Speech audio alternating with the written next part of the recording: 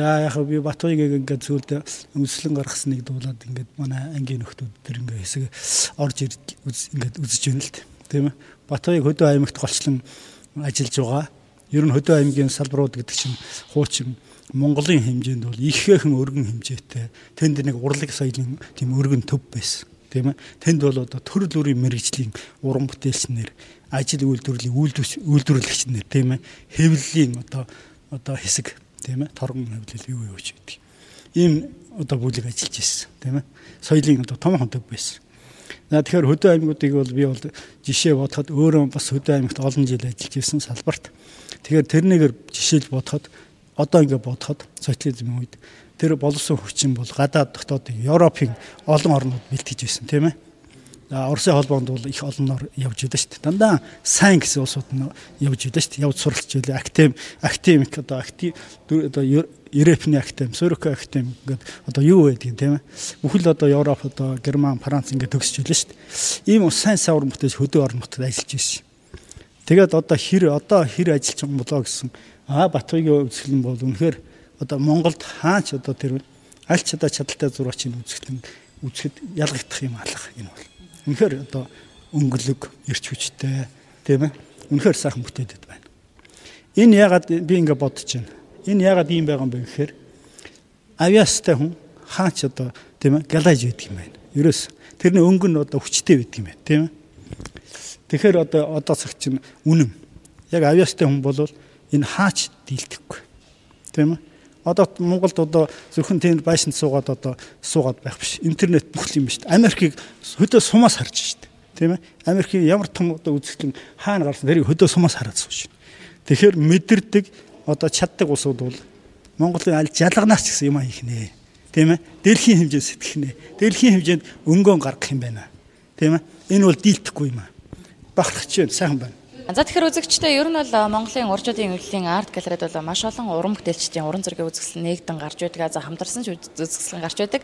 Тэгвэл өнөөдөр бол Батбаягийн маань бас өөрийн гэсэн бие даасан үзэсгэлэн болж байгаа. Энэхүү үзэсгэлэн дээр бас гэр бүлийнх нь уран бүтээлчд бас өөрсдийн гэсэн бэлгийг барьсан байгаа. За түүний нэг нь бол түүний гэргийн тийм авир мэдгч маань байгаа. За тэгээд авир мэдгчийн хувьд гэвэл бас маш олон сайхан түүхийн дурсгал зүйлүүдийг цуглуулсан бас энэхүү үзэсгэлэн дээр дэлгэн үзүүлсэн байна. Ингээд юун төрөд танд энэ өдрийн мэндийг хүргэе. За баярлалаа. Та бүхэн ч гэсэн өнөөдрийн мэндийг хүргье. Хинтийн нутгаас мэдэрчилж байна тий.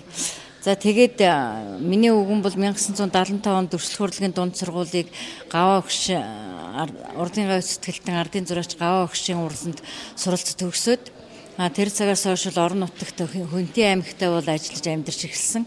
Тэгээд манай Хинтийн аймагч нь бол түүхэн уламжлалаараа Эзэн Чингис хааны үлгэн нутаг гэдгээрээ бол одоо Монгол улсад битэл дэлхийн нийтэд бол одоо танигдсан газар байгаа.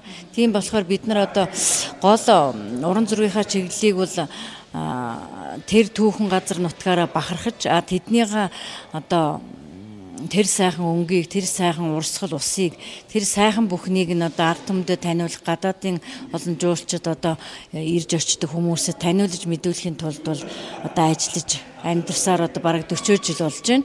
Одоо тэгээ миний охин хүү бас удам дагсан зураач нар одоо миний хатам аав Батбаягийн аав Даштрж гэдэг одоо 87 насыг зооглож байгаа хүн. Энэ бол одоо бас зураач хүн байгаа. Одоо өндөр настай энэ юунд бол ирж чадсангүй.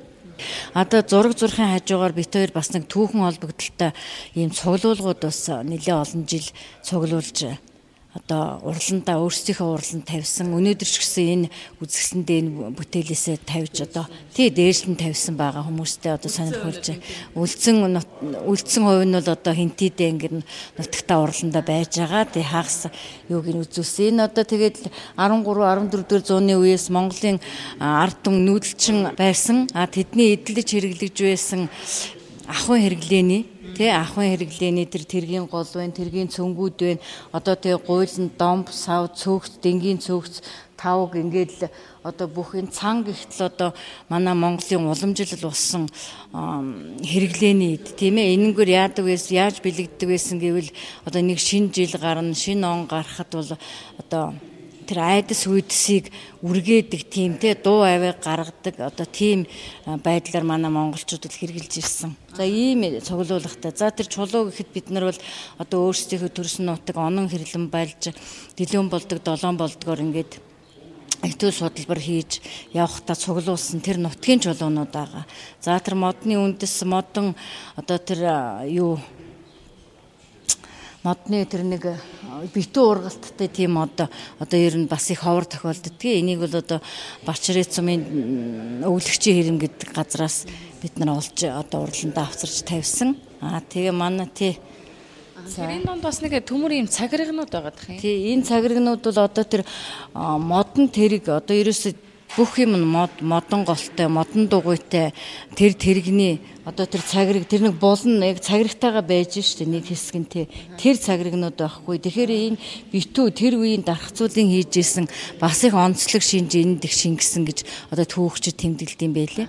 Ер нь энэ бас түүхийн холбогдлолтой энэ дугуйны тэрэг, домб энэ одоо жишээлбэл цөгцөх шиг энэ эднэрийг ер нь хаанаас олж аваад байна? Одоо бид нар энийг бол одоо яг хөтэ өөрсдийн ижээ ааваас уламжлалдан үлдсэн ганц нэг юм ч байна. Бусад ард түмнээс одоо хөдөө гадаа явж байхад олдог одоо тэр хүмүүс хэрглэж байгаа нутаг дээрээ хэрглэхээ болоод одоо төмөр дугуйтай тэр гарахаар чи ингээд энийг хэрэглэхгүй хайчиж шít. Тийм мэтийг нь бид нар олж цуглуулж өөрснийхөө урланд авчирч одоо ийм үзмэртэй болсон. За баярлалаа бас түүхийн олон сайхан үнд зүйлсийг тийм ээ бас тэр ялангуяа эзэн Чингис хааны үлгийн нутаг хаан хинтийн нутаг тадралан суугаа та бүхэндээ нийт монголчуудын өмнөөс бас гүн талархал илэрхийлэх байна.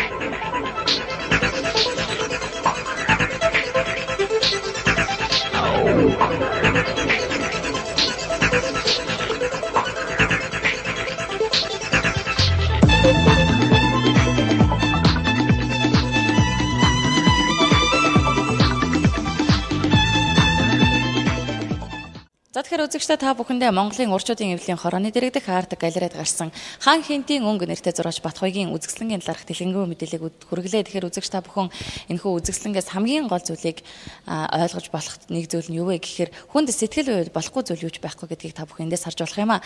Тэгээд ялангуяа эзэн Чингис хааны үлгийн нутаг болсон тэрхүү нутагт олон улс оронтой холбоотой урчуудаа дэмжсэн ийм сайхан холбоог ажилуулж тэндээ бас үзэсгэлэнг нээж ард түмэндээ бас соёлыг түгэж аваа зураач